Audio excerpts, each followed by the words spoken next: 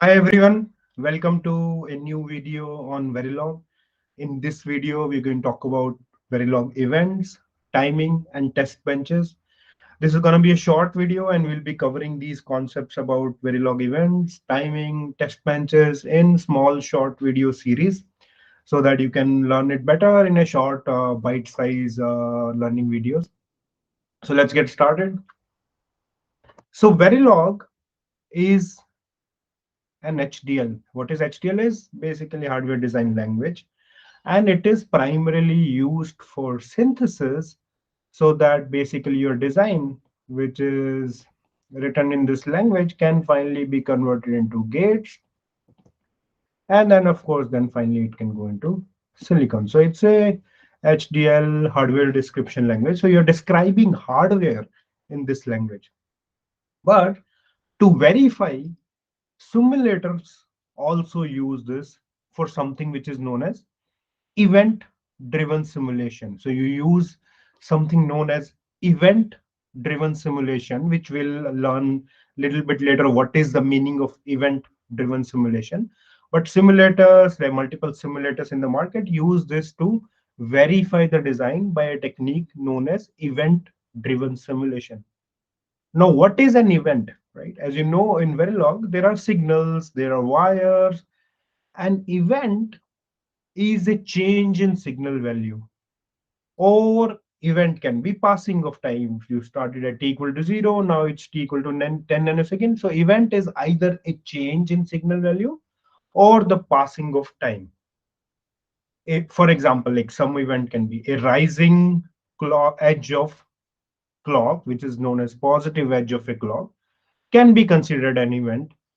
And when that event happens, there can be thousands, millions of other processes, other events that can happen because of that. For example, let's say you have 100 flops in the design, and this all, when there is a positive edge of the clock, will make, will cause, basically, when the clock positive edge happens, will cause that your Q changes and takes the value from the T, which is an event. So a clock edge can cause a lot of event to happen.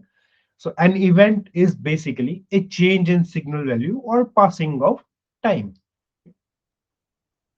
Now let's understand that with a Verilog example. Let's not get confused in terminology. Let's understand with example so it's intuitively clear.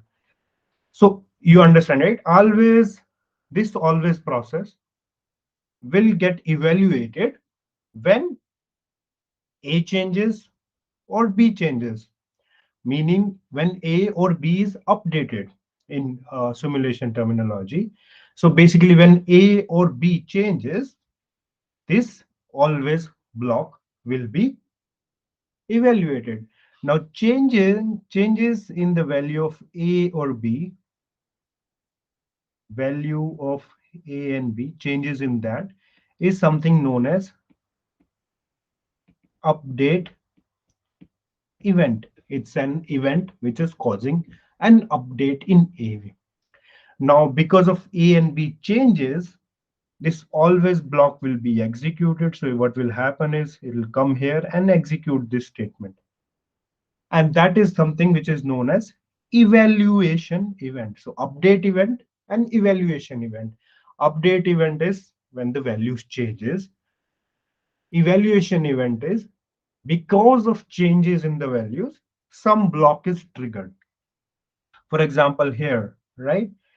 Now, whenever A, B, or C changes, okay, which is an update event, will lead to this assign statement getting executed, which is an evaluation event.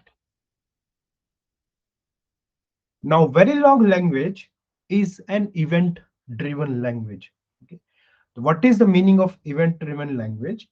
Basically, all these things we have seen, right? Events are triggered that will cause update in the values. Those updates will cause evaluations of some statements, like we saw, right? When A or B changes, that means update happened in A and B. That will trigger evaluation of this.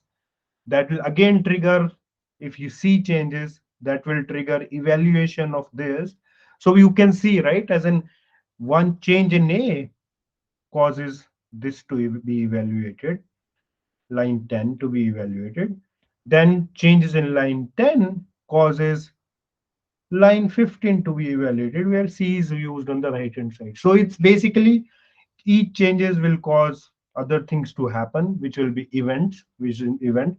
So this Verilog simulator proceeds this way, as in changes happen, that causes more event, then it goes to next set of events, then next set of events, and we'll understand this in more detail using a Verilog code and running it through a simulator a little bit later in the next video. So these events, once simulator identifies that, they are entered in a queue, like which should happen first, which should happen second. So there is a queue which is created, which may be time based. We'll also understand how those queues are created. But at right now, understand that a queue is created, and queue will have a set of events for simulator to process. There are two basic rules of this queue. One is earliest time first. So t equal to 0 will come earlier than t equal to 10. Now, within this, it's a first come, first serve basis. What is the meaning of first within this? There is first come, first serve basis. Let's understand that using an example a little bit later. So, typically, the first at t equal to 0, the block which is executed, if it's a test bench, is something known as initial. Initial block is supposed to be executed at t equal to 0 because the simulation starts at t equal to 0 and initial block is executed there. So what happens here is the first statement is scheduled to be executed when simulation time reaches 1 unit. So basically it comes here. So x should become equal to 1, but at what time x equal to should be equal to 1? One cycle later. So it's scheduled to be executed at t equal to 1, then at which y equal to 1 is also executed. Now, and then z equal to 0 should be executed one cycle later. We'll understand that also while running a simulator, so things will become more clear. The main point to be understood here is initial is something which is executed at t equal to 0 at the beginning of the simulation.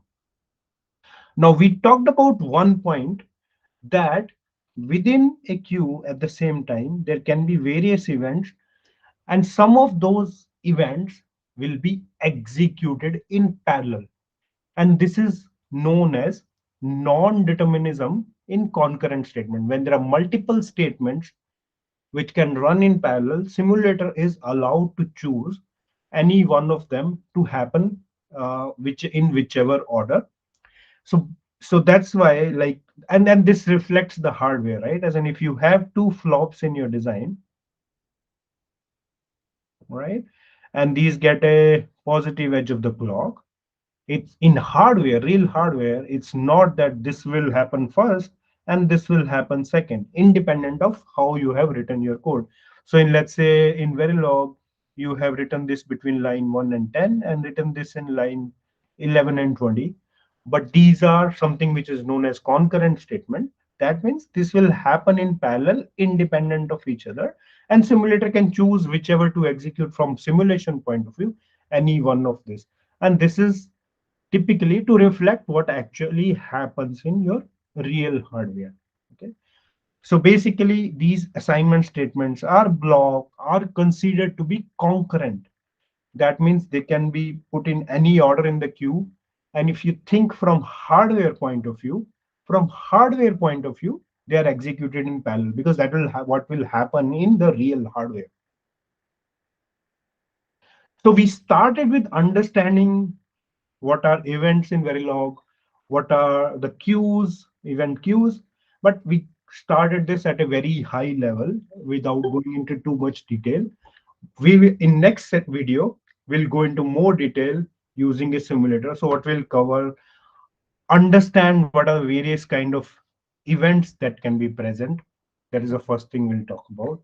We'll also talk about what is the stratified queue in Verilog. We'll walk through using a simulator with Verilog code and understand how a queue is created, how various kind of signals are updated, how various kind of events happen in a simulator. So stay tuned for next video. And if you like this, don't forget to like and subscribe.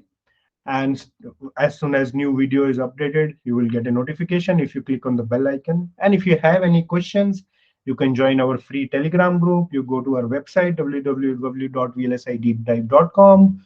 Follow us on LinkedIn page, search for VLSI Deep Dive, and happy learning.